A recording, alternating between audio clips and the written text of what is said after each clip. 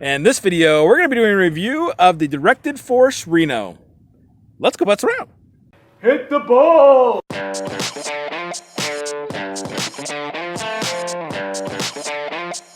Boom. Hey guys, David Folk here, and I have Mike Sells with me again, and we're going to be doing an on-course review of the Directed Force Reno Putter 2.1 version that Mike managed to pick up online to be able to try out today on the course.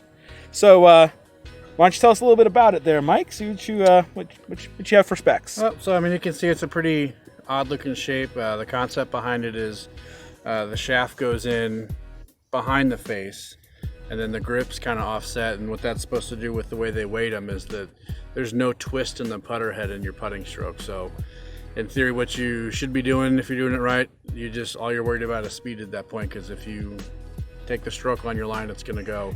And if you've seen any of the videos online, you'll see they have the revealer mechanism they use, where they suspend it freely so you can't influence it, and every time they take a stroke, the putter head just doesn't move, and everybody else's putter head, it in and out, moves all over the place, even the face bounce stuff. So that's what it's supposed to do. I've liked it so far. I've struggled a little bit getting the speed down, but I think that's because maybe I'm still worried about if the putter face is or isn't square, so it's probably a trust issue. Yeah, we're going to talk a little bit about how each putter is basically custom made for the spec, for how long you like it, for how you like your lie angle, all that good stuff as the review goes along. And we're going to talk about the grip and the fact that it's a forward press type of grip and how it's set up and all that good stuff. So let's get out on the course here. We're going to start on hole number 5 at Lakeview Golf Club, and we're going to get on the green. We're going to do some putting, and we're going to talk about how it feels, the sound of it, and all the good tech stuff that goes along with this Directed Force Reno. All right, so we're out here at hole number 5. This is going to be the green. You can see it's going to be a crazy sloping green here. All right, Mike, so as you stand over the putt here, tell me what you see, tell me what it looks like. What do you think? Well, I mean, at first it does look weird because the shafts, you can see it's a good 1.5 inches behind the head, so you think you're just going to see a lot of onset, but you can see that the way the grip, how it goes in and on one side, it actually comes up. If it were to come out, it would come out on the front side, and that's to counteract the shaft lean. So once you set it up, if you kind of just look at the face, it's really not that bad. I mean, it is big, so if you're a traditional blade guy, it's going to take some getting used to. I kind of like just a traditional blade, so it's big. It's aluminum, so it sounds a little tinny. It's taking some time to get used to the sound. But I mean, as you can see, it just doesn't want to move no matter where you, I always do this, and you can see there's no, like, it doesn't wobble, it doesn't go up and down because there's a bias to the head. But once you got your line, it really is just about speed. So once you're set up, there's no, like the first 10 times I putted with it, it felt weird because I was expecting to feel something in the swing, and it's not. It's a pendulum. So yeah, and you were also talking about how with the custom fitting here, as you take another putt, you have both a gated swing and you have a back and forth, like a straight back, straight through swing. There's essentially, I think, 3 things that you get fit for. One is the length of the putter. One's the lie angle of the putter, and then he sometimes will take a video or have you take a video from above so he can see if you're coming, inside or out like a gated swing, or if you're straight back, straight through. And then I believe he actually weights the heel and the toe to influence the rate of closure of the face. So see the weights. So there's weights on top and bottom. If you were straight back and straight through, they'd be even weights so that the face would go like this. And I'm more of a gated person, so typically you'd have, I guess, a lighter weight on the toe so that it would be more friendly to the face going like this. So I mean, it's a very in-depth custom process. I know he does remote fittings, so it's fairly easy to do. Just a little bit of conversation and then just waiting for the putter to be built. If you go on their website, there's probably 30 different alignment aids you can pick from. I just have the standard T that they laser etch into there, but you can get the triple track for the new Odyssey. You can get their logo, all kinds of stuff. So it's really brilliant science. I think it's a really cool concept. Some people don't like it for whatever reason, but the people that love it, from what I've read, like on the forums, they're hooked and they swear by them. Perfect. Let me try it out here. Take a look here. That's the. You know, and when I look down at it, it's very odd. It's almost, I don't know. It's oddball. It also has, I'm imagining what you would say is where you get the little ball and a little scallop in the back. Yeah. And it makes it easy to pick the ball up. And this probably for weight, but also when you pick it up, let's see if I can do it here. It kind of just, whoop, nope. You gotta do it quick because it rolls out the front. And it rolls out that way too. So yeah, I mean it's very non-conventional. It sounds different. It feels different. It looks different. Everything about it is not conventional. But if you do a little history reading on ping back in the day, back in I think the 70s or something, they tried this, and that's why there's a rule that you can't have a bend in the shaft so many inches above the head, because they actually had a huge bend in the shaft up in the grip. And that was to do essentially the same kind of thing, was to offset the shaft. Interesting. And so that was one of the rules, and they banned it. And so this is that, but conforming to rules.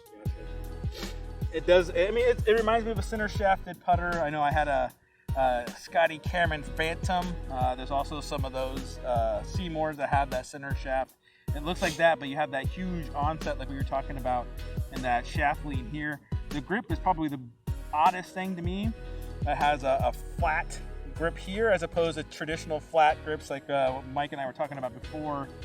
It doesn't bother me per se, but the way it just looks odd. You can see a shaft goes here and there's just this big gap, and I'm used to a little bit more of a conventional look.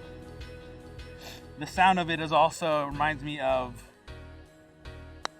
a Scotty Cameron Futura. My dad has one of those and he really likes it. It's just that aluminum ping sound. I like